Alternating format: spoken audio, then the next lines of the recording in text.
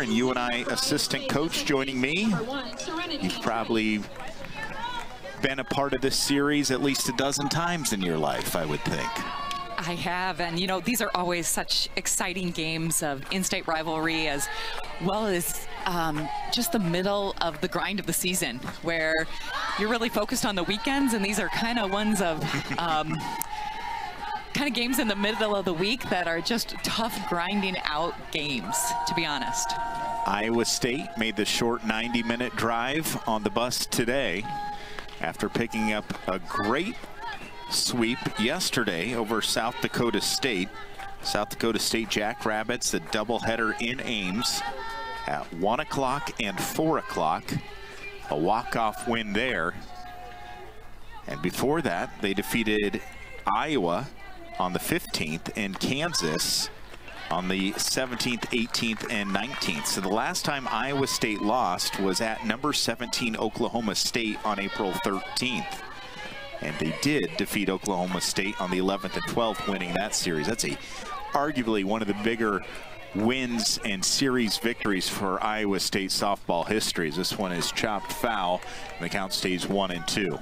Yeah, those are two really big wins at Oklahoma State, but right when I look at their schedule right there, they've only had a couple days off in the last week and a half at least. So, I mean, they're really feeling just the fatigue, and we'll be interested to see how, you know, going through the whole weekend, 2 games yesterday, looking forward to the weekend. They're going to be really looking forward to the next couple days on a days off. Here's to take a look. Stepping out of the batter's box, which is a guaranteed out. Mental miscue by the leadoff hitter, and then first swing delivers Iowa State's first hit of the game right up the middle. And a nice shot there by Jesse Clemens. Clemens hitting .386, the right fielder. If you see the pitch, the first one coming at you, no need to wait. And you can tell her timing is right on with that very first pitch, taking it right back up the middle. And that's what she has really done for this Cyclone offense, is just kind of that set the tone. And then she's really been able to get on base and show off her speed too. 1 away, 1 runner on. And here is the number 3 hitter, number 22, center fielder Tatum Johnson, a junior for the Iowa State Cyclones. 3rd on the team in hitting, right at .350. 89 at-bats, 31 hits, 6 doubles, and a triple. Ball put into play, it's deep, and it is gone. A 2-run home run here in the top of the first inning for Iowa State, as the number 3 hitter, Johnson, goes yard on a big hit by Tatum Johnson, as Johnson, that was a nice swing at the bat. I believe it's her 5th home run of the year. And that is one thing that has really been just an awesome thing for the Iowa State offense. They have scored so many runs in that first inning. They like to come out swinging and really putting pressure on the other team right away. And we've seen UNI's kind of struggled with the long ball the last couple series for them. So that's going to have to be something that they really adjust. The long ball definitely part of the UNI game, as giving up home runs, but also producing home runs. So a good start for Iowa State, leading 2-0, top of the first. The base paths are empty. And now here's number 25, the cleanup hitter for Iowa State, as Sydney Mallett. Malott, the junior out of Liberty, Missouri. 2 balls, no strikes. Good swing, and it bloops right over the second baseman's head. Smithson's there to keep her at first, but we've already seen 3 hits by this Iowa State lineup. Definitely applying the offensive pressure and looking to swing early and often. Yeah, they really do, and I think that's the one thing when you look at their stats. They take some walks, they strike out some, but they really put the ball in play, and they do it with authority. 1 out at first base for Iowa State is Malott. Angelina Allen, the left fielder, wearing number 23 in the batter's box right now. UNI needs to find a way to get that second out. 1 ball, 1 strike, 1 out. As Iowa State, 23 wins, 19 losses. Most impressive stat, they're 11-7 in the Big 12.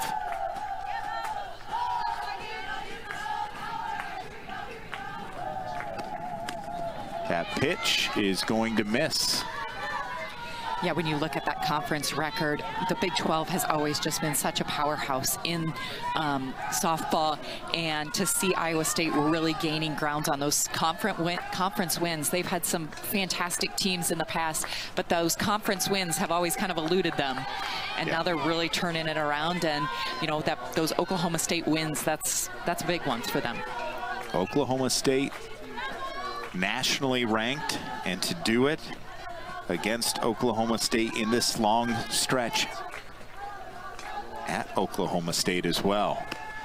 Drawing the walk, and it's the first walk issued by UNI in this game.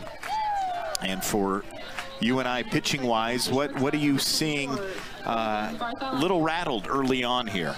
And that's one thing I think Verts is really going to have to start mixing pitches. We see a couple swings and misses, but I think she's got to really keep those hitters off balance. And this has been a little bit of an issue recently. Very uncharacteristic for their staff is just to give up kind of those crooked numbers. And I will go give hats off there to their offense. They have been able to also put up those crooked numbers. So I think we're going to see a lot more runs than 2 in this ball game. But yeah, the pitching staff's really going to have to start getting some swings and misses here. I do not have the stats in front of me, but listen to some of these scores here that UNI has played in recently. Let's see. 8-6, 12-6, 12-11, 15-16, 13-5. I mean, just double-digit scoring and double-digit giving up runs as well in those games, as it's a 1-2 count right now with runners at first and second for Iowa State. And that's obviously something that Coach Jacobs is really excited about for his offense, that I think that they know they can come back from any deficit. You just never want your hole to be that deep.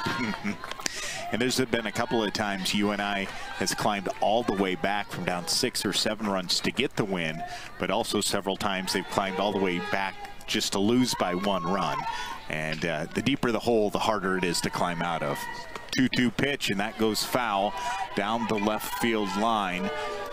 With 1 out, Panthers wearing their pink uniforms with purple socks and hats, part of the Beyond Pink Cancer Awareness Game. And Iowa State and the Cardinal Red trying to add some more runs. Already up 2-0. Good play at third, going to get the force at second and first. And UNI rolls a pair. Iowa State gets 3 hits. A agreement that works well for Iowa State out of the Big 12 and UNI out of the Missouri Valley Conference. You know, it's so nice that in Iowa there is the 4 Division I's, that you're able to get such great competition not that far away. You know, when we are talking about these midweek games, it's nice to only get in the bus and travel for an hour and 30 minutes instead of, you know, 5-6 hours going to Utah like Iowa State is doing this weekend. Well, even, you know, yesterday, Iowa State playing South Dakota State. That's a trip down to Ames for them. So 5 hours from Cedar Falls to Brookings. So games that are close like that make a big difference. Leadoff base hit for Benish and the UNI Panthers. Skylar Benish hitting .273 on the season. And good job working the count, and she got the pitch she wanted. And with no outs, here is Kylie Sanders. Sanders, one of the seniors on this squad, hitting over 400. And she's been consistently hitting 400 all season long, it feels like. You know, she has been one of their consistent people from day one throughout the lineup. I think Coach Jake just definitely knows what he's going to get from her, whether it is base hits or just taking pitches. She does a really nice job of working the count and seeing a lot of pitches and then being able to take advantage with 2 strikes. So you go from Skylar Benish, who is a freshman, to the senior shortstop out of Grandview, Iowa, Kylie Sanders. 1 ball, 1 strike, no outs, runner at first. Ball taken foul to move the count to 1-2 for Iowa State.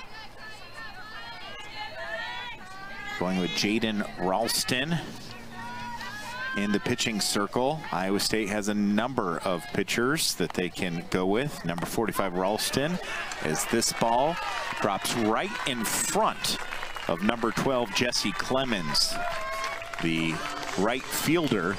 And how about that for UNI? 2 for 2 on not only getting the first 2 batters in the lineup aboard, but 2 for 2 in getting base hits. And that's really what Coach Jacobs really wants to see. Obviously, you gave up 2 runs in the first inning. Sorry, I say we. They need to respond right here. You know, they need to respond with a run, and to have Benish and Sanders on base with their speed. It just goes foul. Leaning to try and get out of the way, and we did not get hit. And that ball was so close to being fair. And if you zoom in, you can see us leaning out of the way on these chairs. Well, gave that ball a ride. It's now 2 balls, 1 strike, no outs. The Panthers are locked in, seeing the ball well here in this first inning. Yeah, I think both teams, they are so offensive, and they are ready to come out and just swing it. Yeah. And I think what's going to be the winning factor is which team is going to make the adjustments in the circle. Now 3 balls, 1 strike. And here's the thing with McElrath. Behind her in the batting order is a very dangerous player as well. Not wanting to load the bases, but they do. So the first 3 Panthers in the lineup are aboard. There's no outs. And UNI continues to put themselves in a good position. They really do, and obviously Ralston here, she is coming into just the heart of this order for the last couple weeks with Hendricks and Lappy. These are the ones that are pretty much hitting it out of the ballpark. And so these are really dangerous, and she doesn't have anywhere to put them. Has to deliver a strike, and does.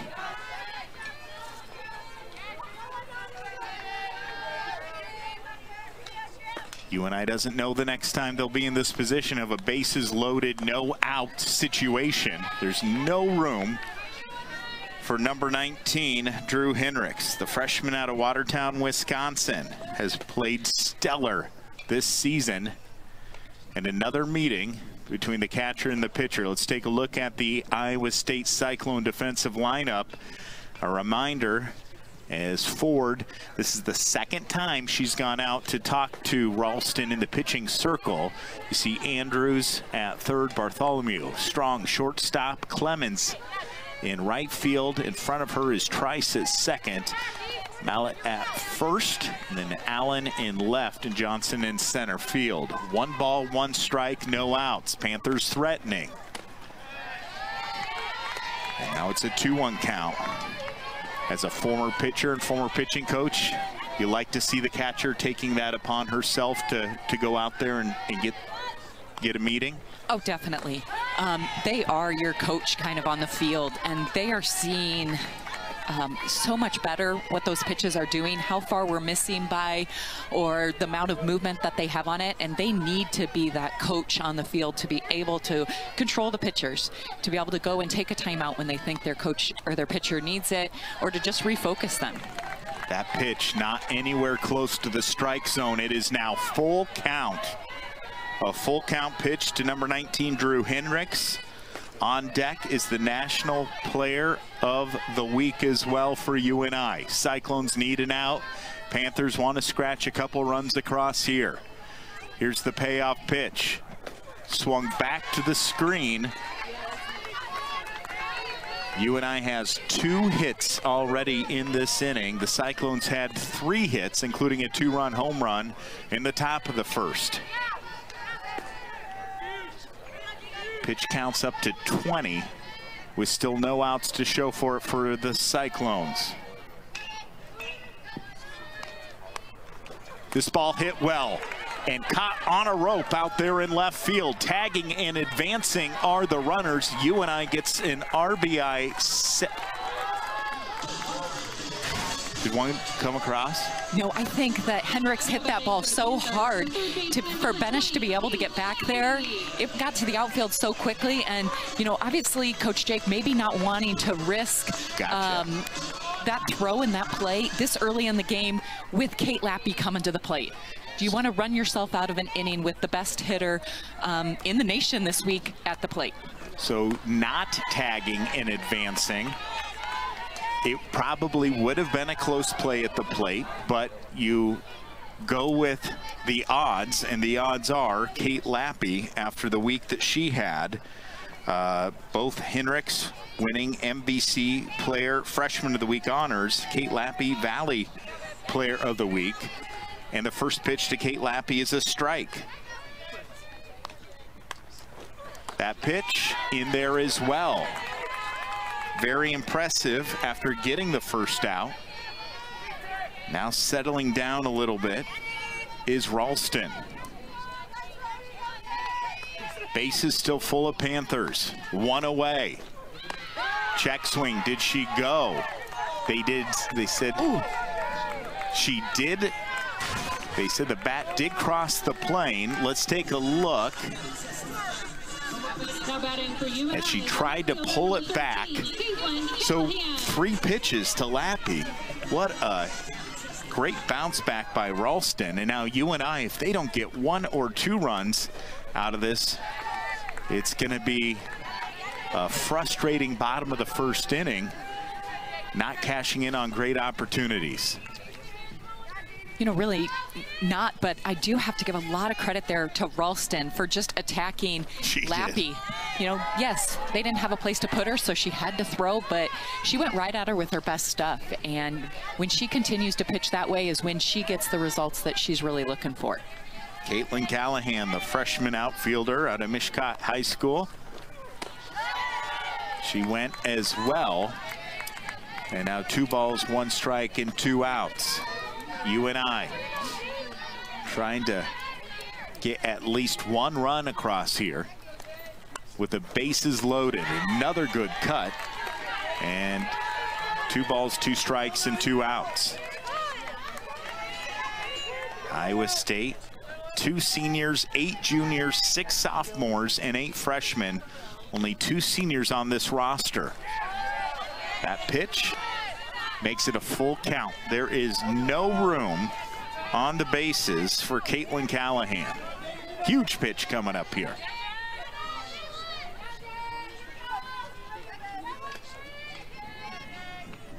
Three balls, 2 strikes, 2 outs, bases loaded, called 3rd strike.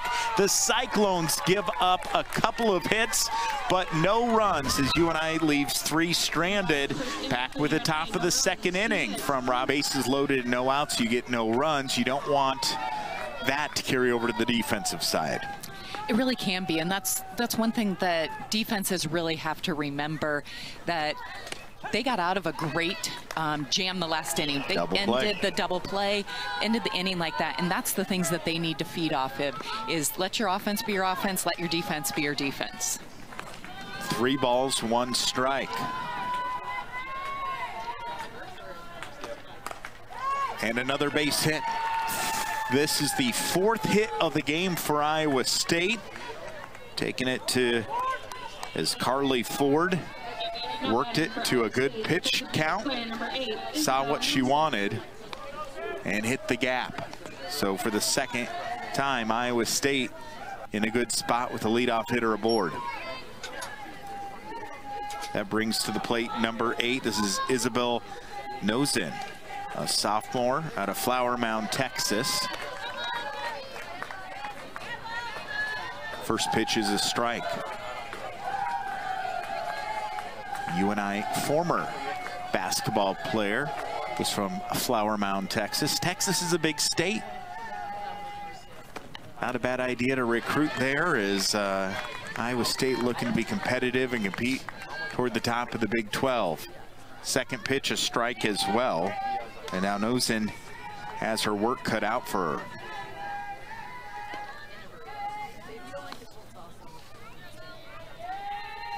Panthers 14-7 in the Valley, while Iowa State is 11-7 in the Big 12. 25 wins for Iowa State after the doubleheader sweep of South Dakota State yesterday. 26 wins for UNI. That ball to the outfield near the track, and making the catch. She dropped it as she was transferring it to her glove. They will call it a catch, and now looked almost an opportunity to get in a pickle. Out is the call by the home plate umpire. We do have review if Iowa State chooses to challenge. We have a replay here. It was one of those things where you look at the NFL and what is a catch and what isn't. This one, to me, clearly looked like a catch, but in the transfer from glove to hand, it just got bobbled. Yeah, and I think that's why, you know, Coach Pinkerton will save those reviews, that he can see that too, and that's not something that you really want to risk or use up 2 of your reviews on at this point. This ball, little dribbler, slowly going there, underhand scoop and getting the force at first. Nice defensive play for out number 2. But also on the other side, Iowa State able to advance the runner, and now with 2 outs, a runner on in scoring position. Well, Cyclones, they're not striking out or walking, are they? They are putting the bat on the ball, putting it in play. They really are, and they're not going that deep in the count. They're seeing their pitches early, and they're really taking advantage of it. First pitch strike. Number 1 is Trice, infielder, another freshman. She's out of San Diego, California.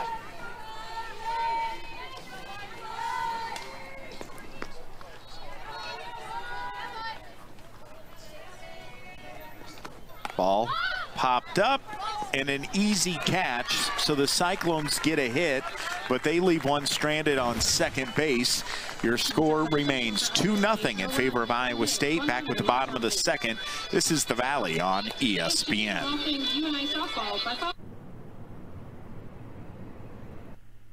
But stranded at second, freshman the last several weeks. You know, she's really taken her opportunity there at first base and offensively. Works a lot of pitches. She's taken quite a few walks for the number of at-bats that she's at-bats that she's had. And I think she's just really taking advantage of the opportunity that she was given.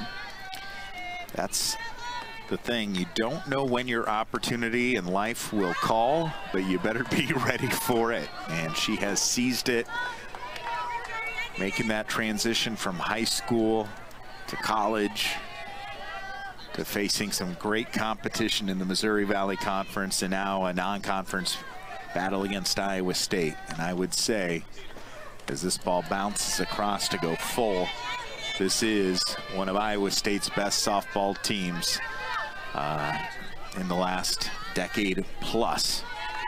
Definitely NCAA tournament worthy. Still a lot of season left to build the resume. Full count. A little bit of pressure, though, on the freshman, as Ella Smithson trying to get aboard as the leadoff hitter here in the bottom of the first inning. Ball 4 is low, and she earns a free pass. Iowa State pitching, so many different pitchers that they could go with, as Lauren Sherman has a 10-9 record, has pitched 107 innings. Jaden Ralston, a 4.91 ERA, has pitched 77 innings. And Abby Hune, a 4.99 ERA, has pitched 46 innings. Ralston gets the call to start. And with 2 games yesterday and a Big 12 trip to Utah coming up, rest is important as well for those pitchers. It is a long season, Julie. It really is, and I think right now so many of the teams are at the point in the season where they want their players to be comfortable. You know, coming into today, I looked at the lineups, and honestly, I wrote them down and thought this is what the lineup's going to be. That they're really working on just being consistent now and ready for postseason play. An easy catch there by Trice, drifting back from her infield position for the first out. And now here is Paige Peterson, as you saw the replay on your screen. Peterson, a sophomore out of Johnston, Iowa as well. So high school teammates with Ella Smithson. One away, one runner on, a 2-0 lead for Iowa State. Wind, which is usually 20 mile per hour plus out here, not a factor at this point of the game. 2 balls, no strikes. Some action in both bullpens as some arms are getting loose here in the bottom of the second inning.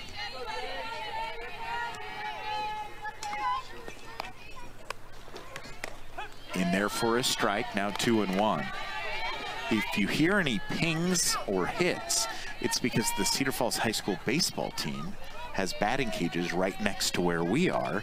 And this is actually the field that this game is being played on, that Cedar Falls High School softball plays their games, where you were an assistant coach with Ryan Jacobs many years ago.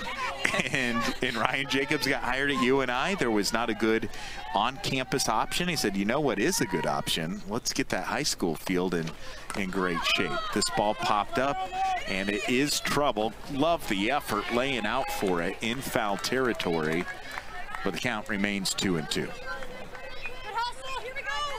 That's great effort by Trice, and we've seen her range now, obviously drifting into center field there to make the last catch, and all the way over there almost on the warning track in foul territory to make a diving catch again. I think that shows you her athleticism and also why she's really made that jump as a freshman.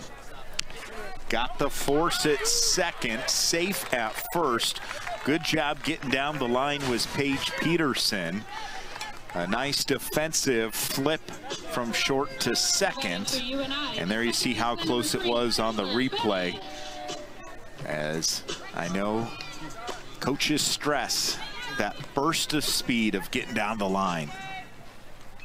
It's not a 100-meter dash, you know, it's just getting down the line, getting from base to base. It really is. That first part, and I know Coach Jacobs really preaches, just a hard 60. That you can run that 60 feet as hard as you can, whether you think it's an automatic out or it's a base hit for your teammates. And right there, obviously, Paige Peterson, if she would have just taken any little bit off, it would have been out. And that would have been the third out. But instead, UNI trying to build a 2-out rally here, down 2-0. And a 1-1 count. The batter is number 3, Skylar Benish. So we're all the way to the top of the order as freshman out of Northland High School at the plate. Trying to frame the pitch. It is called a ball, and it's a 1-1 count. About 35 minutes into this game. We're in the bottom of the second inning. Iowa State has not trailed in this game as they jumped on top with a quick 2-0 lead. Both the pitcher and the hitter, second time through the lineup, trying to learn from what went well and maybe what didn't go well the last time they faced off. And a ball 4 as Benish has reached base again. And I think that'll be the key the second time through the order is what the pitchers really do to adjust. Obviously, both sides have given up some big hits, walks here and there, and just to be able to see how they make that adjustment the second time through, I think that's what's going to be the difference maker in this game. Pitch counts at 51, and to the plate for UNI's Kylie Sanders. First pitch is a strike. The senior shortstop out of Louisa Muscatine High School. 2 outs. The chopper should be an easy play, and it is. Effortless. The Panthers leave a couple stranded, and it is now 2-0 as we go to the third inning. This is the Valley on ESPN. She will go into the pitching circle, a 4.95 ERA, an 0-2 record. This is her 11th appearance, and really trying to just solidify innings pitched, as she has 20 innings pitched on this season. Iowa State has to figure out how to go against a new pitcher, a new look, as they have a 2-0 lead here. The plate for Iowa State, number 12, Jesse Clemens, a freshman out of Bettendorf, Iowa, Pleasant Valley High School. 1 ball, 2 strikes, no outs, nobody on here in the top of the third inning. And I think we're going to see a number of pitchers in this game. Just when you have these midweek games, probably a lot of pitching on the weekends, a lot of pitching next weekend, and you're going to piece together a couple innings here and there. First batter faced for Meyer, grounds out to the second baseman, 1 away. And now here's number 22, Tatum Johnson, the 6-foot junior out of Chino Hills, California. Iowa State under Jamie Pinkerton. So let's do the math here. You're good at math, right, Julie? You're good at math. All right, so they played 2 on the 14th, 1 on the 15th, 1 on the 16th, another on the 16th, 1 on the 20th, the 21st, the 22nd, 3 on the 28th. I mean, they have just played so many games because they have all these midweek games on top of the 3-game series for Iowa State. Just incredible what they have done to stretch the last 30 days. And I believe they have won 14 of their last 19 games. They are just playing their best ball right now, and obviously that's what Coach Pinkerton wants to be happening right here at the end of April into May. He wants them to be playing their best ball. Since April 12th, they've only lost 1 game. Great job by Meyer, pitching ground balls and pop-ups, and that's out number 2. Here's another look at it. Just got underneath it as it towers up to the sky. Hey, one thing we've seen is great defensive play. No errors in this game so far. We really have, and you know, you said if you want to see offense come out, but defense is going to win this game. 2-0.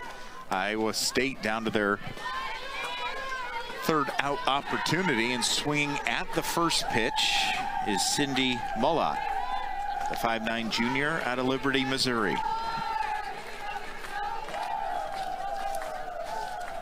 Cyclones. They return 14 players from last year's team. Just 1 returning starter on the field, though, and Angelina Allen in right field. So a rebuilding year that is resulting in one of the best years from a win-loss record in the Big 12. And that's why Coach Pinkerton has the resume that he does. He does a great job of really developing those hitters and just putting together really quality teams. Smithson sprinting in, and she caught it.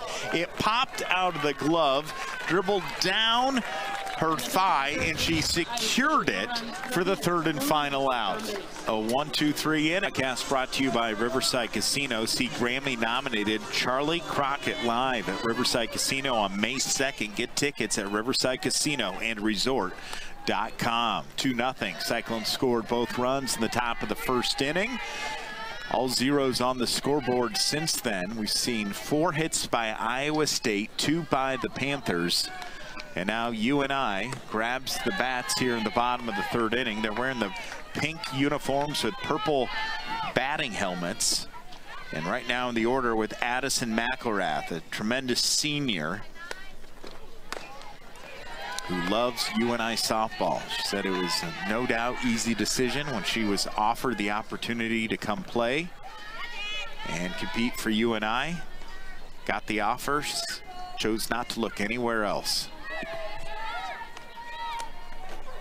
Sends this ball near the fence.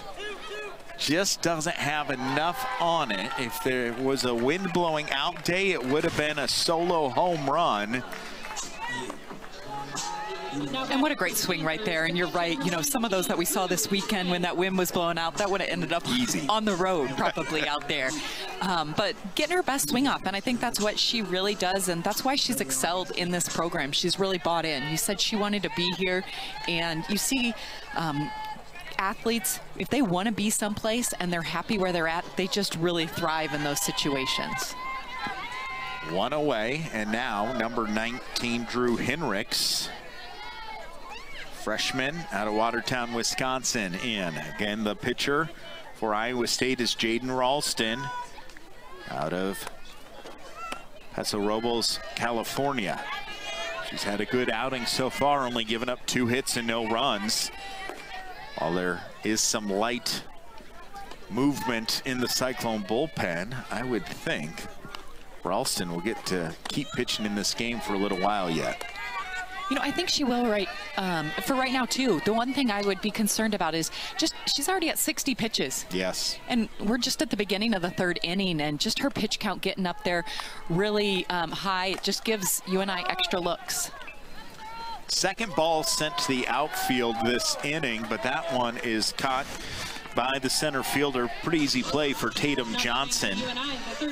And now 2 outs as UNI sends to the plate Panther Kate Lappy, the junior out of Bondurant, Iowa. That's kind of the Des Moines metro area. Bondurant for our high school. It's a big deal when you're named the Conference Player of the Week. It's an even bigger deal when you're named the National Player of the Week, just announced today. She struck out. And now that first pitch is in there for a strike. And again, we see Ralston just going right at Lappy. She's seen 4 pitches and 4 strikes so far. Lappy dominated at the plate, a .625 batting average over the weekend, 2.125 slugging percentage, with 5 hits, 5 runs, 4 home runs, 6 RBIs, and 17 total bases in 8 total at-bats. She goes down for out number 3. The score remains Iowa State 2, as it's been a couple of innings since a Cyclone has crossed the plate. 2-0 is our score. Game being played in Cedar Falls, Iowa. 70-degree temperature day on this April 22nd. Hope you're enjoying this broadcast. We started the game at 5 o'clock as Iowa State, coming off a doubleheader sweep of South Dakota State yesterday afternoon in Ames, drove up today in their big Iowa State charter bus, looking to play one, and will return home. UNI coming off a huge weekend where they won the series against league-leading Southern Illinois. Almost got out the brooms and swept the Salukis. Did lose one of those 3 games on Easter weekend. And now a 1-ball, 2-strike count as Kara Meyer in the pitching circle, the second pitcher for Coach Ryan Jacobs, facing Allen. Allen, the senior, she's one of those few returners and starters returning from last year's squad for Iowa State. She has speed.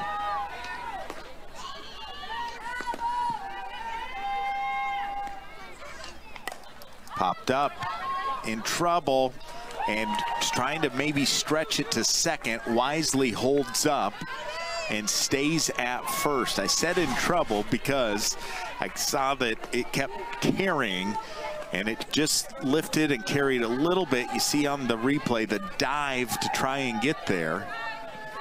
Put the ball where your opponents aren't at, right? Where they aren't, but obviously Sanders, you know, that's why she's one of the league's leading shortstops, is full effort, you know, laying out for that ball and doing anything that she can. Obviously with that lefty up, that ball's going to be tailing away down that line, and Iowa State able to take advantage. First pitch is going to be an out, a fly out, more of a line drive out to left field for number 24, Reagan Bartholomew out of Waukee, Iowa, prepped at Waukee Northwest High School. 1 away Allen at first, and now here in the order is Carly Ford, number 9. She's the freshman out of Goddard, Kansas. First pitch is a strike. 5 hits now for Iowa State in this game. There you see standing on first base. Speed. And looking for any opportunity to steal a base and advance. 1 ball, 1 strike, 1 out. Well, this is part of a complex here, actually owned by Cedar Falls High School. So the baseball diamond's right behind us. And just across the road is the ball, a beautiful stop behind the plate. It's a public golf course, and it might be the busiest day of Pheasant Ridge Golf Course to date, as I just keeping an eye, steady traffic going. There has been steady traffic over there. I'm sure my husband will end up over there later. But what a great night. I mean, this is a great night for softball, and this is what these in-state rivalries should feel like. Absolutely. A great night of softball, you know, pretty soon under the lights, and just able to enjoy the weather and good softball in the state. 71 degrees currently, as Iowa State looking for some insurance runs here. The 3-1 pitch is not in the strike zone and drawing a walk. A good at-bat for the Cyclones. And now with 1 away, Iowa State sends to the plate Isabel Nosen, a sophomore out of Rosemount, Minnesota. And again, speed at second base there with Angelina Allen. First pitch is a ball. What advice would you have for Kara Meyer, who doesn't have a ton of innings pitched, starting to get into a bit of a jam here? To continue to do what she is doing. Last inning, 3 up, 3 down, that she really needs to feed off that and continue to get the ground balls like that. Kate Lappy, smart, gets the lead runner. Did not need to make a throw. Waited for Allen to come to her. As you see the ball chopped, that's the 3rd or 4th play to Lappy, and she's been strong defensively, whether it's a pop fly, a hard shot grounder. You know, and she saw so much time over there last year, and then earlier this year playing first base and getting moved back over to third base. So she's really made an adjustment back over to third base really well. And, you know, to be able to play both corners can be a little challenging. The balls come off the bat significantly different. Yes. Your view is. But what a great play right there to keep another runner out of scoring position. And that's crucial with this Cyclone offense. To the plate, McKenna Andrews, the 5'8" junior out of Flower Mound, Texas. 1 ball, 1 strike, 2 outs. Cyclones at first and second base. Panthers looking for that 3rd and final out here. Cyclones might get a run, sending her. The throw at the plate, the one hopper just up the line a bit. It's a 2-out RBI single, and delivering a huge shot is the junior out of Texas, McKenna Andrews. I looked at Pinkerton, and he was sending. A good run and turn at third. The throw just not there in time. And we have our first run since the top of the 1st inning. Cyclones now lead 3-0. And same situation, 2 outs with runners at 1st and 2nd. A bunt applied, nowhere to go for Lappy, and that'll go down as a base hit. And you feel the momentum starting to shift a little bit here as the Cyclones applying pressure with their offense. And that's really what Trice does well, is apply that pressure. She's so fast, and just to be able to really drag bunt late, you know, Lappy's doing anything and everything she can, but just can't do it with the Trice's speed. Credit to Lappy for not trying to force anything and make a wild throw that could have. There's no way she's getting Trice at first. Ate the ball.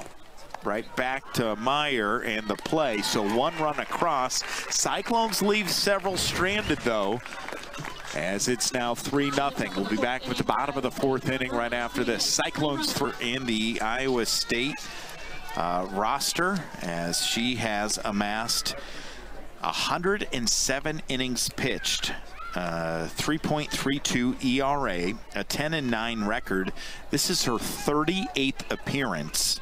She does have 16 starts, has given up 125 hits, 76 runs, 51 earned runs.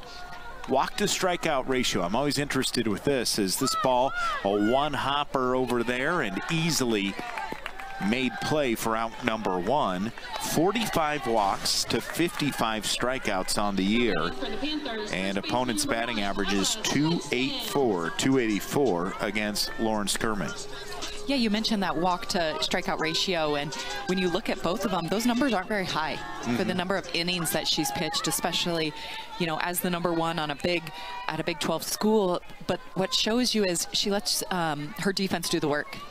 She's gonna give you pitches to hit, but they're not gonna probably be hit very solid. But she's definitely not gonna walk a lot or strike you out. Wearing the number 88, there's gotta be a story behind that. Great number. All the way from Delaware. Looking at how Iowa State has amassed the roster. Again, we said 2 seniors, 8 juniors, 6 sophomores, and 4 freshmen. 9 are from California, 1 Delaware, 1 Florida, 1 Hawaii, 1 Idaho. This ball hit well. Will it stay fair? It will not. And I'll pick up where I left off. 1 Idaho, 3 Iowans, 1 Kansas, 2 Minnesota, 1 Missouri, 2 Texas, and 2 Washington. So 1, 2, 3, 4, 5, 6, 7, 8, 9, 10, 11 states represented on the Iowa State Cyclone roster, and 9 from California. You and I, on the other hand, 90% are from Iowa, and then a lot of the neighboring states geographically. And I think you have to figure out what your program does well, and you have to figure out what the fit is. And I think that it just depends. You know, you have to remember the Big 12, when they're going out and playing Arizona State now, they're playing in Oklahoma, they're playing in Utah, that the people that are seeing them play in those areas are then being interested in those schools as well. Yes. You know, when the Missouri Valley is mostly the schools Midwest. that touch Iowa, a lot of them, that is going to be where your recruiting base is. They're familiar with the program, they're familiar with the dynasty and things like that. So it really is dependent on what you do well and what the exposure that you get. And that's fun just to see how different coaches assemble rosters and programs. This ball hit and coming in and doing the job as far as pitching ground balls. That is out number 2 here in the bottom of the 4th inning. Another look at it. Panthers have been swinging it, getting the bat on the ball. The issue is they're hitting it right to where Iowa State is at defensively. And the Iowa State pitchers are doing a really nice job of not having the Panthers get quite as solid a hits as they had this weekend. You know, when they had 10 home runs on the weekend, they were getting solid contact. And you just see them just kind of missing the ball just a little bit right now. There is a sign right when you walk in that is the home run tracker for home runs that UNI gets at Robinson Dresser Sports Complex. And heading into last weekend's series, it was a big number, but when you add 10 after that series, that was a solid, especially doubleheader Saturday. It really was. I think I remember the Bradley series when it was at 1. Yes, yes. And I thought, wow, they really haven't hit that many yet. Yep. And now I think over there it says 27. That's a lot. And just home game home runs as well. Iowa State on the season, as they have had 36 home runs as a team. At pitch, 3 balls, 1 strike, 2 outs. UNI trying to get a 2-out rally going here. As Ava Smithson made a nice defensive catch earlier in this game in her position at right field. Ball hit, but she's like a magnet over there at second base. Trice, the freshman out of San Diego, California, making it look easy. It's 3-0. Cyclones on top. Back Iowa State. Cyclones having a tremendous year. The Panthers, they're right near the top of the Missouri Valley Conference standings as well.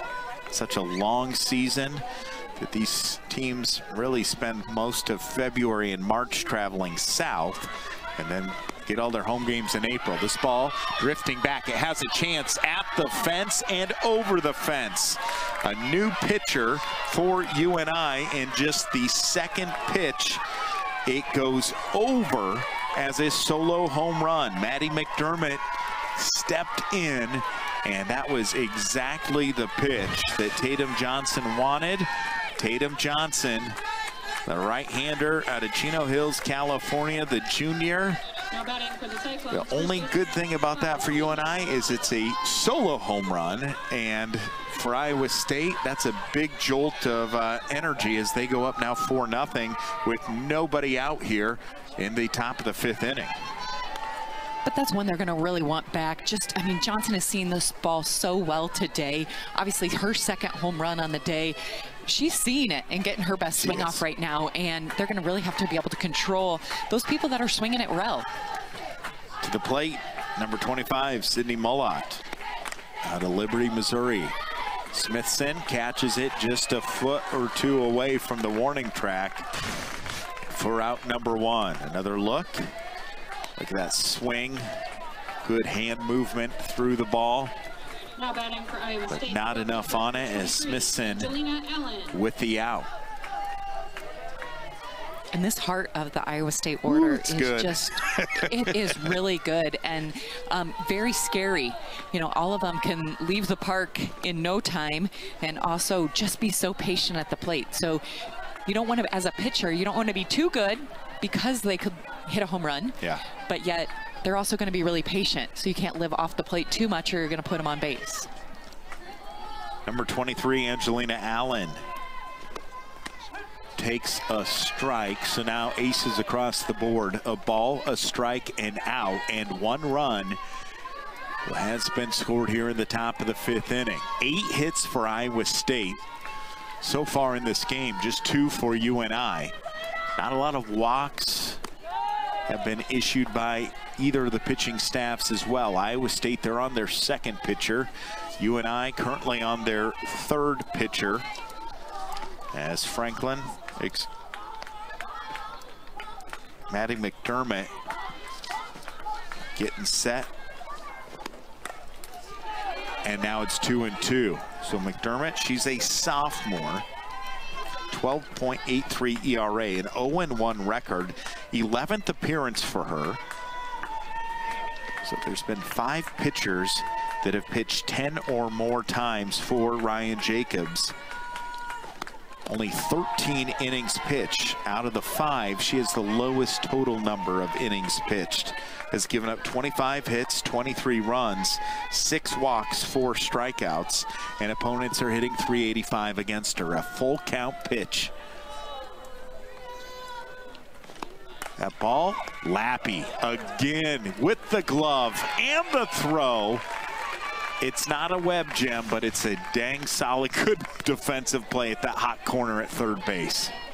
It really is. And again, we talked about her just being able to do a really nice job over there at 3rd base. And I think the other thing you see that is an advantage to those those 3rd basemen right now is kind of those analytics and where people are going to hit the ball. You see, you know, very rarely now do you see the corners playing in front of the base. Hardly ever.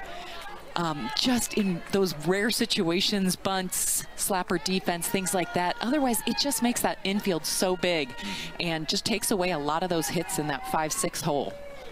But you do not have time to wait to throw it over to 1st if you're playing back, because it takes just an extra millisecond to get to you, but then you got to make that transfer from glove to hand to strong throw to 1st immediately. Because there's a lot of speed hustling down the base paths like we talked about earlier in the broadcast. Well, now a 3-0 count for Iowa State. Trying to start a 2-out rally here as Reagan Bartholomew, the junior out of Waukee, Iowa, probably is going to take on this pitch. And it is a strike. No wind, no sun. Likely will flip on the lights in the near future, I would think. Swing and a miss, trying to come all the way back after a 3-0 count. Now the count is full.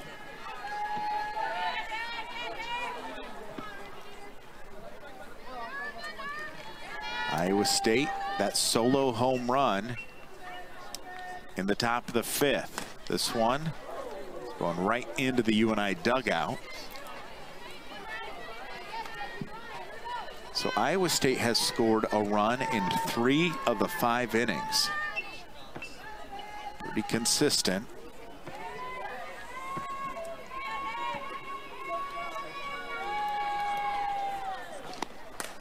Lappy again. Kate Lappy, National Player of the Week. It was for her offense. Well, how about that defense? Cyclones get a solo home run. They lead it 4-0. Bottom of the 5th right after this. Here, it's the Vols starting to run out of opportunities as UNI in their portion of the lineup where Paige Peterson is up first. Smart decision not to swing at that first pitch. But only 2 hits by UNI. Interesting, UNI is undefeated in the Missouri Valley Conference in road games this year. That does not happen very often. No, that is always difficult to win on the road in conference. I don't care what conference you're in, it's always more challenging. And, you know, usually UNI has done such a fabulous job of playing at home in conference, but to just be able to put that performance on the road has really been outstanding. UNI will travel to Illinois State this weekend. Iowa State travels to Utah. That one for a strike. And then UNI will wrap up the regular season hosting Valparaiso May 2nd, 3rd, and 4th, a 5 o'clock, 2 o'clock, and noon game before heading to the Missouri Valley Conference Tournament May 7th, 8th, 9th, and 10th. How about a leadoff walk for UNI? As Paige Peterson draws the walk. And now it's the top of the order. And that's exactly what Peterson needed to do, was get herself on base for the top of the order. Obviously, Benish has been on 2 times already and seeing the ball pretty well. And just to be able to start that rally for their offense. Some control issues here for Iowa State's Lauren Skierman. Another advantage and another timeout to have a quick meeting in the pitching circle here. Well, the series history between these two squads is pretty interesting. Again, Iowa State out of the Big 12 and UNI out of the Missouri Valley Conference. Here's a look at it. Cyclones lead it 49-39. There was one tie. That's a ton of times these teams have played, and it's never like they played a 3-game series. So over the years, Iowa State has 10 more wins. UNI won 8-0 back in 2021, but since then the Cyclones on a bit of a winning streak here in the series. And now the pitching coach comes out after a 2-0 count. So issuing a walk to the number 9 hitter, and then a 1-0 pitch. Catcher comes out, and now a 2-0 pitch. Ryan Jacobs, the UNI softball head coach, he's looking down at his lineup card right now. Number 1 in UNI in career Division I wins. 7th most wins in Missouri Valley Conference history. Regular season champs a number of times. Had a UNI record 26 Missouri Valley Conference wins just 2 seasons ago. NCAA tournament at large, that was fun back in 2021. Won't get the at large this year. They're gonna have to win the Valley tournament. They have an impressive resume, but not enough to get an at large berth. A win against Big Ten Illinois, a win here tonight against Iowa State would be impressive, but not necessarily on the bubble. And that's a thing that Iowa State has really struggled with in the past, is just getting that at-large bid, because usually their overall record has been slightly below 500. Even though they've had quality programs, that win-loss record does have to be above 500 to get that at-large bid. And so a lot of times those schools will play, they really have to rely on their wins out of conference play. Here's a base hit, hitting the gap. Ryan Jacobs says, go, go, go. And now the stop sign comes up. It's a double. So UNI with no outs has runners at second and third, as just a good piece of hitting. Again, it was a hitter's pitch. Had to come with a strike, expecting it, and getting the base hit.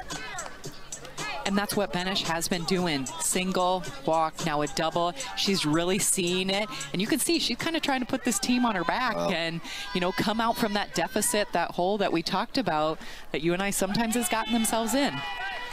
UNI fell behind 2-0 in the top of the first, loaded the bases in the bottom of the first. No runs were scored. In the top of the fourth, Iowa State got one. Top of the fifth, Iowa State got one. They have a couple of home runs in this game. 5 more hits than UNI in this game. The Cyclones look like getting back on track, starting out with an 0-2 count, facing Kylie Sanders. Sanders stays alive. Probably wasn't her pitch in her spot, but knew she had to swing at it. Fouls it back to the backstop. And that's what she does really well, is just foul off those pitches with 2 strikes until she finds one that she can really drive or be able to stay disciplined to take a lot of pitches here. Ball chopped foul. And again, just like we're talking about, stays alive. A tremendous hitter, hitting over 400. Really great spot in the batting lineup for Ryan Jacobs here. Iowa State trying to buckle down. Pitch low. Good scoop and stop to make sure no passed balls here.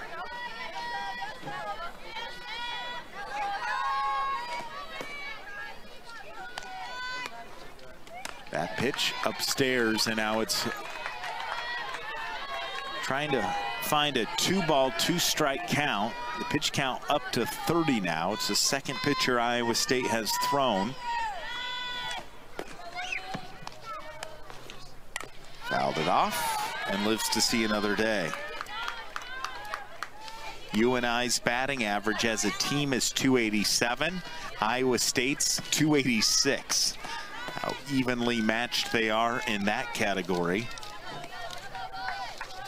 Home runs, though, UNI averages 1.6 home runs per game. We haven't seen one yet. This ball should drop in, and it does. 1 run will score. It's an RBI single and a big clutch hit for Kylie Sanders.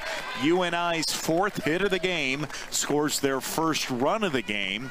And let's take another look at it, as it's now 4-1 in favor of the Cyclones, with no outs and runners at first and third. And obviously, credit to Sanders fouling off all those pitches until she found one that she could drive up the middle. And, we see Johnson kind of losing her footing there. I think the ball still would have been down, but I think that's what kind of held our runners up a little bit, too. Addison McElrath, the senior out of Moville, Iowa. No outs. Ball right back to the pitcher. Runners stay at third. Advancing to second is Sanders, and that is textbook how you field your position. You look the runner back, make sure she's not going, and then knew she had plenty of time to get it over to first. And definitely doing a good job of being that other defender. So many times pitchers get in the mode of just being pitchers. But once that pitch has been delivered, you have got to be able to cover some ground there, whether it's up the middle or balls in front, and does a nice job. Well, 0 for 2 and looking for a chance to get another run across here, as UNI, a 2-0 count, trying to be patient and wait for the pitch. 4-1 is our score. In there for a strike. And trying to make sure that Drew Henricks and everyone for UNI, ball popped up and caught for out number 2. Just hung in the air long enough. I wasn't sure if it was going to drop where she would have to run over and tag first base or look to throw home. And now with 2 outs, Lappy to the plate. Lappy today has not had any good at bat. No, and credit to Iowa State. They have just really gone at her. I think she's seen 6 pitches and it's been 6 strikes.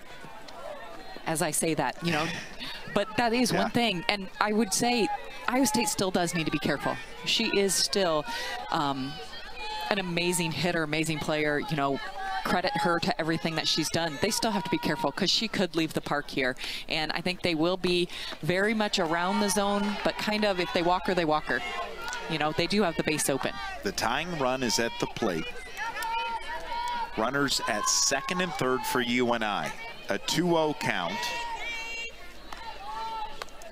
Lappy pops it up, drifting back, running in, and there it is. Good communication by Iowa State. The Panthers get a run, but they still trail by 3. We're heading to the 6th inning. This is the Valley on ESPN. The sun coming out and posing a problem potentially for the first base, second baseman, and right fielder. The sunglasses are on for us as our broadcast position is on a beautiful new deck above the right field fence. Well, anytime you're looking into a setting sun, that can be potentially a challenge. Good start for UNI with an 0-2 count as Iowa State as a team, a good hitting team, hitting almost 290 as a team on the season cumulative. And up in the batting order right now, number 9, Carly Ford. She's a freshman facing an 0-2 count. Swing and a miss. What a good pitching sequence to get the first out here in the top of the 6th. Here's a look at that last pitch and where it comes across. Really just working that ladder right there. And I think for McDermott, she's really coming out. And, you know, the Panthers want to get back in there and get the bats going again. And to be able to get that first out of the inning is huge. I'm kind of looking back. I think they've only done it 1 time this game so far. So to have that happen again, that's what they really need to build on. Maddie McDermott, the 3rd pitcher for UNI in this game. 1 1/3 innings pitch. She's given up a hit, a run. It was an earned run. She has 1 up, a home run, 6 batters faced. Pitch a ball. Newson. She hits 240 cumulative on the season. She has not reached base on her 2 at-bats.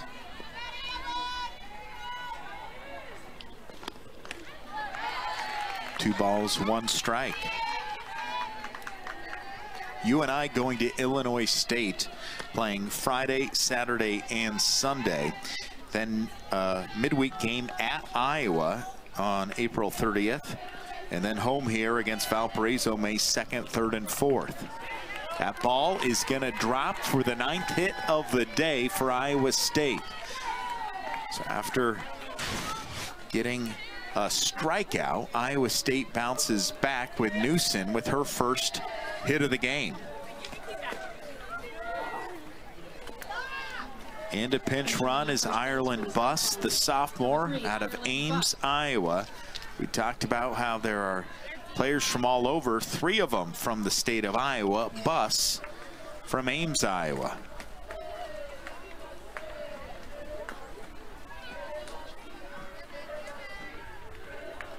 Now batting for Iowa State, the 3rd baseman, number 6, McKenna Andrews. Here's a look at McKenna Andrews out of Flower Mound, Texas. Andrews has 2 at-bats, a hit, an RBI.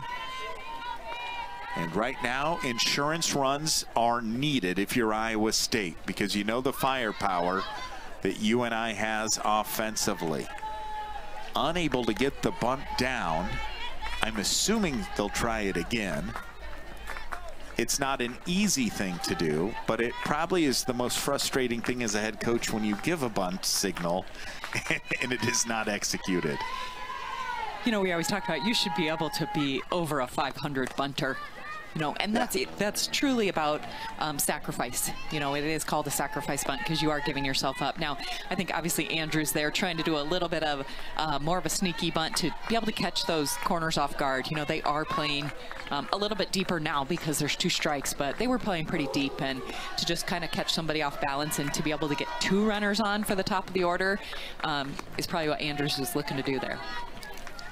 1 ball, 2 strikes, 1 away. So some speed in there with Buss pinch running at first. A 3-run lead, 1 away for Iowa State. It's going to sail out behind the backstop and out of play. These aren't super deep backstops or right field, left field foul lines, but there is a bit of room. And now focusing is Maddie McDermott on the hitter. This one will sail out again for a foul ball, and the count still is 1-2. So UNI currently sits at 3rd place in the Missouri Valley Conference standings, 2 wins behind Belmont, 3 wins behind Southern Illinois, a team that they just won the series against. Deep hit ball toward the fence, reaching over the fence but unable to get it. A 2-run home run, and the toughest part about that for UNI, it was on a 1-ball 2-strike count. The greatest thing for Iowa State is they needed insurance runs. They didn't only get 1, they got 2 on that one big swing. And that was, you can see Andrews, you know, those 2 foul balls right before that, she's really seeing it well and fouling those pitches off. And then she's just really able to deliver on a pitch that probably McDermott wanted a little bit more up in the zone, left it a little high, and obviously Andrews took advantage. Andrews, 2 RBIs as her and Buss score. It is the 10th hit of the game for the Cyclones. Now leading by 5. And again, Iowa State has scored 2 in the 1st, 1 in the 4th, 1 in the 5th, and 2 now in the 6th. Scored every inning except the 2nd and 3rd inning. A 5-run lead, 1 out, nobody on. And arguably the fastest player in the Iowa State batting lineup, Trice, who hits .369, is at the plate. She has 1 hit already today in 3 at-bats.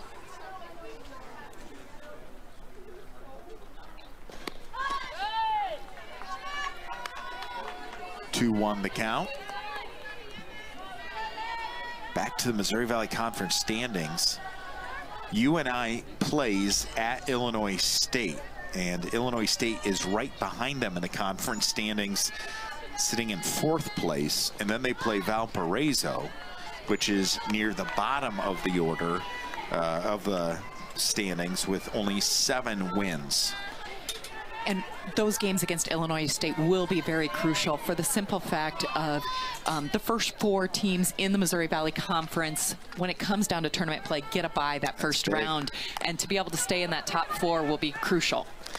Throwing air, advancing to second base and putting the ball in play, applying pressure. I don't think that was sun related at all. We talked about how some of the fielders are looking into the sun. Not sure if it was on the throw or on the attempt to field it. Now batting for Iowa State, the right was kind of behind where the runner was coming back. And so it is an error. The first error we've seen in the game, and now in scoring position is the speedster for Iowa State. Still just 1 out, as Trice on second is the air credited to the pitcher. And obviously that's a tough one, that air, because that is going to then most likely bring up Johnson to the plate, who we've said is seeing the ball well. 2 home runs on the season or on the day already. You just want to try to keep her out of the batter's box. Yep. Foul ball down the third base line. 1 ball, 1 strike, 1 out. 5-run lead for the Cyclones. So you have 10 hits and an error. Not a lot of walks. No one's been hit in the batter's box. Clemens, through 3 at-bats, has a hit and a run in the batter's box now. She goes down. She swung and took it potentially off the leg as she is down and will slowly get up. Jessie Clemens, the freshman out of Bettendorf, Iowa, at Pleasant Valley.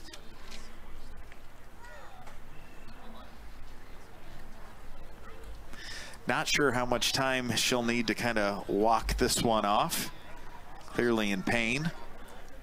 Well, Iowa State, let's see what's on the horizon for them with their upcoming schedule.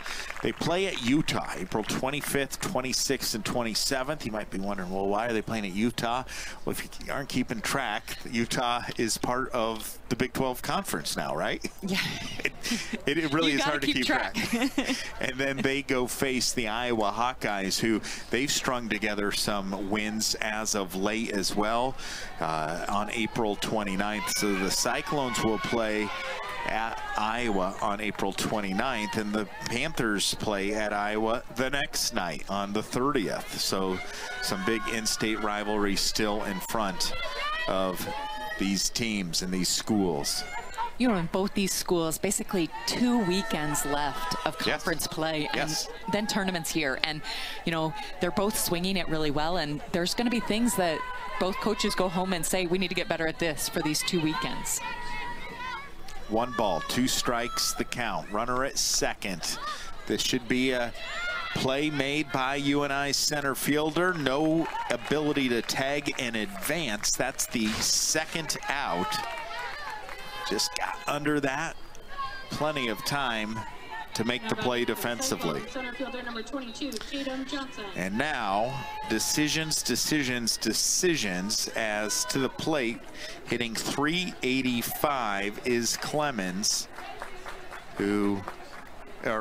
Clemens popped up is Johnson. Johnson has 2 hits, 2 runs, and they were both home runs. You know, the thing is also, though, Mulat right behind her is seeing it well, too. You know, she's only 1 for 3, but the 2 flyouts to right field have been solid. So I think they're definitely going to try to pitch around Johnson here, because you can see it's a powerful swing. Yeah, you know, trying to get to the next one in the lineup. That's a replay of her last home run. A 2-0 count. And not anywhere close to the strike zone with 2 outs and a runner on scoring position. Tremendous player in Tatum Johnson out of Chino Hills, California. She's a 6-foot junior who, you can tell, confidence is sky high right now. A strike in there to make the count 3 balls, 1 strike. Now, Iowa State has scored double-digit runs 5 times this year, tying its total from last year. Not saying they're trending that way right now, but they do have that big run potential. One might say no harm done by giving the free pass with first base open, and now you have a force at first, second, and third with number 25 Cindy Mulat to the plate.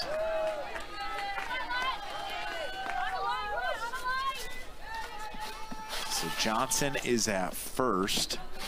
Maddie McDermott, the pitcher for UNI, giving up 2 runs already here in the top of the 6th inning.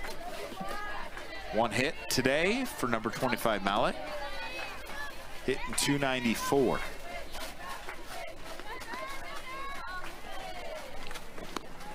In there for a strike. 1-1 now. And obviously for McDermott, it's hard to, you know, kind of pitch around Johnson there. I think is probably what they were doing to be able to go to Iowa State's #1 home run leader. Grounder, the throw, the ability to score runs in bunches, trails by 5 runs here. The bottom of the 6th inning. Iowa State scores 2 runs in the top of the 6th to answer after UNI gets their first run across the plate. And now to the plate for the UNI Panthers is the opportunity to try and just really get aboard. You can't get it all back in one swing of the bat. And that's what they're trying to do here. The sun is setting. Iowa State keeping the same pitcher as Lauren Skirman, a sophomore, who you alluded to earlier, really likes to let her defense help her out. An 0-2 pitch count here. It's Callahan at the plate. A .224 batting average. She struck out earlier in this game. Grounded out to the pitcher as Skirman makes a nice play defensively for the first out. So there's certain things that happen in the dugout when you get to the later stages where the sense of urgency needs to be talked about, or you trust that the players understand we have 5 outs now to either tie this thing up or go out and win the game. And I'm going to say this, it depends on what team you have. Each team's different, each player's different. Each team is different. There are teams out there that will thrive underneath that pressure of kind of putting it on, we got to do it now type attitude. And there's other teams that will fold underneath that pressure. And you have got to know what type of team that you have. Now, I think obviously the UNI Panthers have shown that 5 runs is easy to put up. You know, last weekend, the last couple weeks, they have shown that they could do that. But I think what Coach Jake is going to want to see more of is his 3 through 9 hitters producing. Yes. You know, as of right now, the 4 hits that they have are just Benish and Sanders 2 for 2, or both of them having 2 hits. And what really is going to be an impact is that you got to have that up and down the lineup, not just from a couple players. 3-0 pitch for a strike. Smithson walked earlier today. Not a lot of walks in this game. Trying to get aboard anyway. Strike 2. Skirman has pitched 2 1/3 innings, given up 2 hits, a run. Has 1 walk, no strikeouts. Pop fly. And there's out number 2. Good play there by Oliver, the freshman out of Star, Idaho, for the second out here in the bottom of the 6th inning.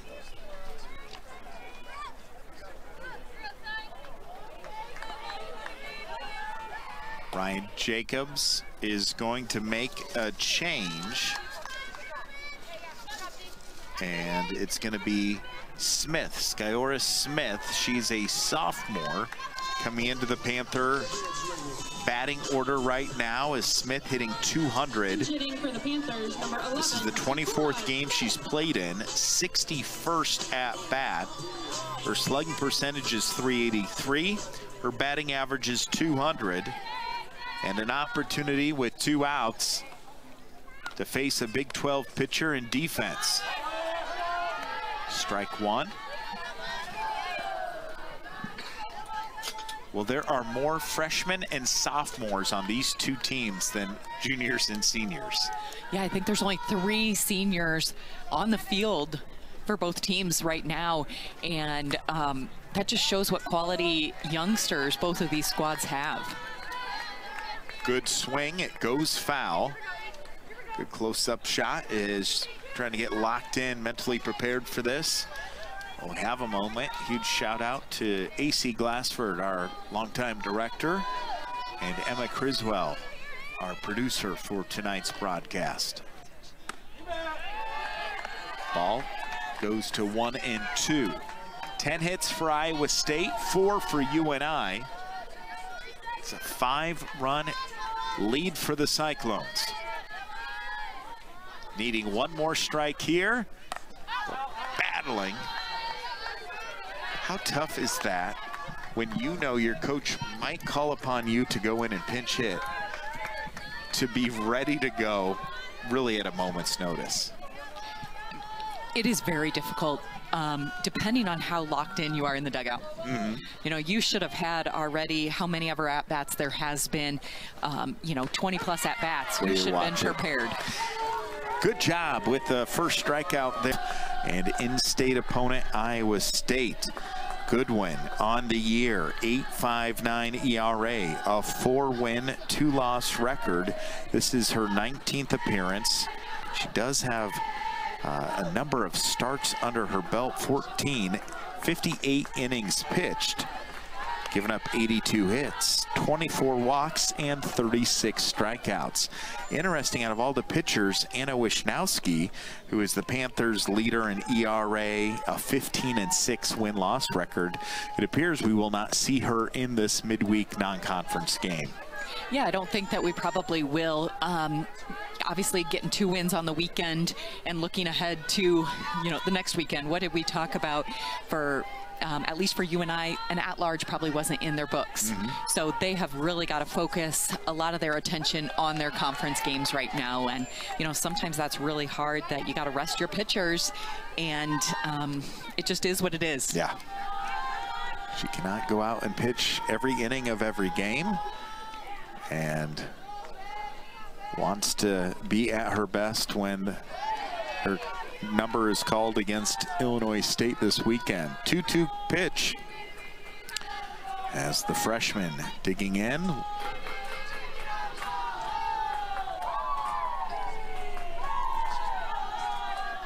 Two runs in the top of the 6th inning for Iowa State. This ball is gonna be foul. Great hustle, and we've seen it from a number of players on both teams, laying out, hot pursuit, not getting to it, but that does kind of send a message and is a little contagious of, all right, I don't care if I'm gonna get grass stained or maybe hurt myself sliding to try and make a good defensive play. You'd rather try to hold your players back than try to force them to be more aggressive. Yeah. So, you know, that's what obviously both these coaching staffs want to see. Foul ball back and into the stands. 2-2 count right now, as Iowa State has number 23 number 23 Angelina Allen, the senior out of Moreno Valley, California. Another foul ball. Count remains the same. The Panthers in the field. Lappy at third, Sanders at short, Benish at second, Smithson at first, Henricks behind the plate, Callahan in left, Peterson in center, and Smithson in right. She went, and first batter face is a strikeout. Nice play by Carly Goodwin. Now batting for Iowa State, the shortstop, number 24. And that's a great pitch for Goodwin, and exactly what you want your relief pitcher to do is to be able to come in and get outs right away. And that's what UNI needs to do, is they need to keep this game right here at 5 runs and not let Iowa State get another couple insurance runs. So Allen goes down, and now the shortstop Bartholomew, who's hitting .295 to the plate. No hits for her today. UNI will have due up Paige Peterson, the number 9 hitter, and then the top of the order, and red-hot Skylar Benish, who's 2 for 2 today, and then Kylie Sanders, who's 2 for 3, as a .419 batting average for Sanders. So Iowa State very well knows insurance runs are important. However, a strikeout and then an easy pop-up, good grab in foul territory for the second out here. Closing in on almost 2 hours since our first pitch. It came at 5:05. Current time is 6:58. The lights are officially on at Robinson Dresser as Ford wearing number 9 to the plate. She has a hit, she has a run, she has a walk, she has a strikeout. She's done a little bit of everything today. And obviously her looking to really extend the inning. You know, Iowa State wants to stay in there and continue to tack on those runs because they know we got to keep adding on every single inning. Good win. A little bit of control issues right now. She has 14 pitches, a 2-0 count. Takes a step out, deep breath, and is going to try and find the strike zone here. There it is. As a team, UNI a 5.52 ERA, facing opponents with a 6.87 ERA. UNI 26 wins, 15 losses. Fly ball. Whose ball is it?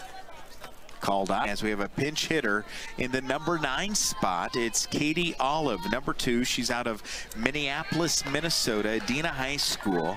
She's a junior outfielder at 5'7" tall. As the top of the order, Benish is in the on-deck circle. Olive on the season has played in 26 games, 35 at-bats. Slugging percentage is .206. That's the same as her batting average. Trying to get aboard any way she can, and right now I would not pull the bat off my shoulder if I'm her, because 3 pitches all out of the strike zone. And I think that's something that obviously these Panther hitters are going to go up there thinking of, maybe I need to take till I get a strike. We're down by 5. We need base runners. 3-0 pitch for a strike. UNI has pitched every pitcher in their lineup except for their ace, Anna Wisnowski. Iowa State, on the other hand, really going with their number 1 and number 2 pitcher, as only 2 pitchers have stepped in the pitching circle for the Cyclones. It's worked for Iowa State so far. And now drawing a walk. It's a good at-bat. You step in there as Katie Olive gets aboard. And now Skylar Benish, the freshman, who is having herself a day, getting aboard as 2 hits and 2 at-bats, also walked and a double. 1-0 count. 10 hits by Iowa State, only 4 by UNI. Playing under the lights here. Just missing again, 2-0 now. You see Iowa State right here. They really need to feel the kind of trying to put the throttle on and keep it going and just be able to get themselves out of this inning. And not that they're struggling, but it seems like they're letting UNI kind of hang around a little bit. It does feel like that, especially with a 3-0 count. Now you have to be careful with how you pitch to Skylar Benish after the season she's had and the day she's had at the ballpark. And 4 pitches, all balls. And now, with no outs, runners at first and second, and the catcher comes out to have a meeting with Lauren Skirman, who has now issued 3 walks to just 1 strikeout in 3 innings pitched and 14 batters faced. Kylie Sanders due up for UNI. Remember, she's hitting .419 on the season. And that's what Ford is reminding her. What do you do well? You get us outs. You know, give us those outs for the defense to work for you, because that's what Iowa State needs to focus on, is outs. They only need 3 outs. UNI needs 5 runs to continue this game. Panthers dug themselves a pretty deep hole, trying to climb out of it here. Pitch for a strike, and that little pep talk from the catcher, her teammate, gets her back on track momentarily at least. So Sanders, 3 at-bats, has 2 hits and an RBI. Trying to check the runner at second. Benish is safe. A ball and a strike. Playing under the lights here in Cedar Falls, Iowa. UNI wearing the pink uniforms. for the Pink Cancer Awareness Game. Now a 1-ball, 2-strike count. Sanders so strong at that shortstop position. And if you say, hey, what are her strengths in the batter's box? We talked about it previously. Staying alive, and waiting patiently until she gets the pitch that she wants. There's so many hitters out there that are more afraid to strike out so they don't get to 2 strikes. And I think Sanders thrives in 2 strikes. Yeah. I'd be interested to see if there was a stat out there on how many hits that she got when she had 2 strikes on her versus earlier in the count. Yep. It's a good person to have near the top of the batting order, getting the opposing pitcher to throw a lot of pitches. A ball and 2 strikes. Panthers right in the sweet spot of their batting order. As if you're part of the facilities crew and you see Kylie Sanders come up, you say, okay, all hands on deck, because there's going to be a lot of foul balls that we need to track down here. Put some of the kids to work. This one up the middle, scooped up, chance for a double play, safe at first, but out at second. Panthers have runners safe on the corners. She does her job of advancing her teammates, and so close at that bang-bang play of rolling a pair, as you see Trice trying to get out. And it is going to be reviewed. And if the call is reversed, it would be Iowa State with 2 outs with just a runner at third. If the call stands, and this is our first review we've seen today, the umpires will make their way down the right field line. Our official replay official, Keith Kennedy, will slow things down and we'll review it with you here. She's there. Yeah, I think she's definitely, I think this is going to be a quick one. Definitely safe from what we can see in the review. But, you know, for Coach Pinkerton, you might as well. Yep. You can't take them home and use them in the next game, so you might as well challenge it. It does give time for just a little conversation between the catchers, pitchers, and the infielders here. Here's UNI's Panthers. They travel to Bloomington, Illinois in a huge series because right now, UNI, that is the fastest review I've ever seen. They are already out. It was about a 10-second just quick look, as I'm sure the call will stand. But Illinois State trying to make up some ground against the UNI Panthers. UNI then in Iowa City against the Iowa Hawkeyes April 30th. And then final home regular season series is Valparaiso that first weekend in May. Great job by these umpires, official crew. Doing a great job in this in-state rivalry. So the call stands, Panthers at first and third. And Addie McElrath. She had some relatives that went to UNI as well. Do you know? Is she Mike Egger or niece, yes, maybe? Yes. Former UNI baseball player. And his brother, the former assistant coach here, too. He had a coaching milestone recently, too. Like 100 wins at his school or something like that. Yeah, that's, again, just interviewing her. She's like, I knew I wanted to go to UNI right away. Well, if you grow up and have family that went there, makes the decision pretty easy. Second base is open right now with runners on the corners. 1 ball, 1 strike, 1 out. And the Panthers needing 5 runs to force this to extra innings. Would love to walk it off. Took a big cut and came up empty. Good pitch to McElrath. That's a great pitch, and you can see the zone just kind of really growing after she gets a strike ahead. And that's exactly what you want, because obviously once there's a strike on these hitters, they're really being aggressive. 2 balls, 2 strikes, 1 out. 5-run lead for the Iowa State Cyclones. That's a good hit. 1 run will score. It's an RBI single on the 2-2 pitch by Addison McElrath, the senior out of Moville, Iowa. big clutch piece of hitting, and now might see a pinch runner in as UNI will send to the plate Drew Henricks.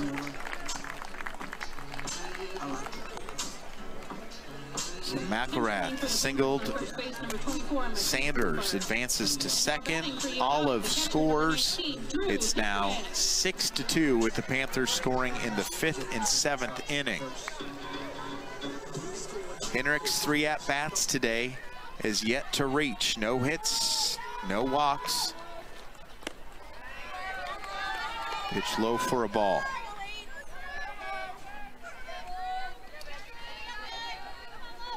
Henricks, a freshman out of Watertown, Wisconsin.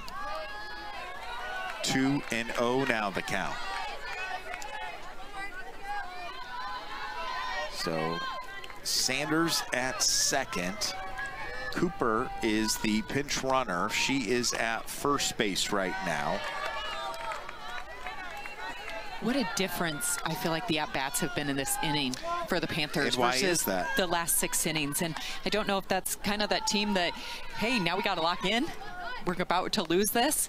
But you just see a difference of their approach at the plate, that they're much more patient and really looking for pitches instead of kind of trying to just swing out of their shoes and not putting the best swing on it.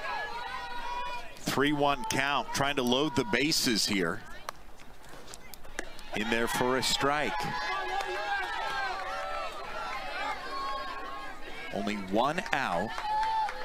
Iowa State has not trailed in this game, currently have a 4-run lead. If you could load the bases, this ball has a chance for a double play. The out at second and out at first. A double play will end the game. Cyclones win it 6-2. Big time pressure by the Panthers at the very end. Here's a look at that last play. Just so hard to roll a pair in that situation. That stretch really helped seal the deal on that. And Iowa State, some strong pitching, only gave up 5 hits in this